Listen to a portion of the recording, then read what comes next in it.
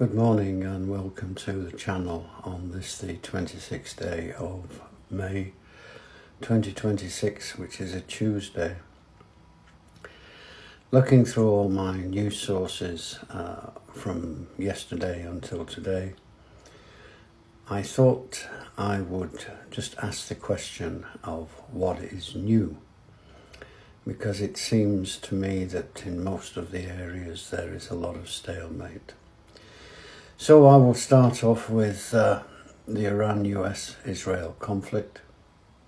There is a shift there to blockade diplomacy, whether it be by the Americans blocking all ships going to Iranian ports, or whether it be Iran blocking all ships in Hormuz. The US ship escort plans paused, supposedly due to progress in the negotiations. Oil prices still remain elevated, with Brent near, I think the latest one was about $96 a barrel, but it could be higher. Netanyahu, for example, he privately concedes that he has limited influence over Trump on the Iran deal, indicating political constraints with Israel. What that means is that the conflict is no longer defined by missile exchange alone. Maritime pressure and economic leverage are now the primary tools.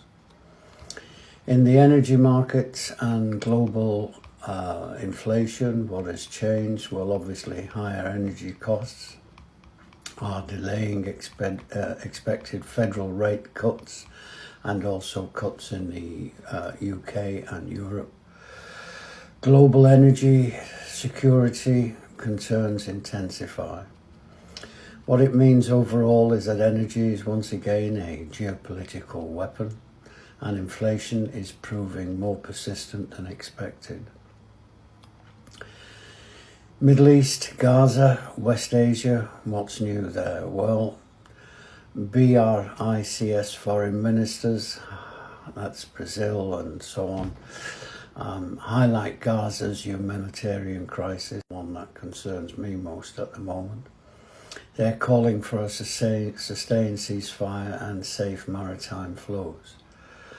Regional defence alliances are accelerating, with Gulf and Asian states increasingly defence spending and modernising systems. What it means overall, well, the Gaza conflict remains unresolved. I don't know whatever happened to the Board of Peace, for example. Ukraine and Russia, what's changed? Well, Russia continues expanding military infrastructure, strengthening its Black Sea posture. Global conflict trackers show Ukraine still in a high-intensity war zone.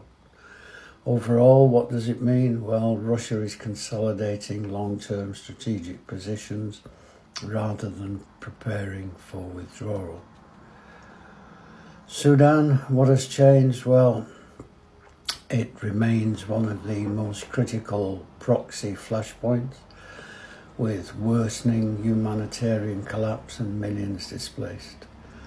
External powers continually competing over gold and strategic influence, deepening the conflict. What this means is that the conflict is intensifying, not stabilizing.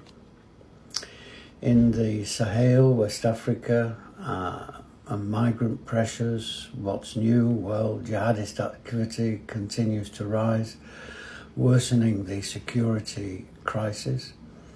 Migration flows towards to increase, and in my own country of the UK, we're getting more and more illegal migrants coming across. Cuba and US relations, what's new there? Well, the US is maintaining pressure on Cuba. There is no breakthrough. The US is holding a harder line, hoping for a regime change there.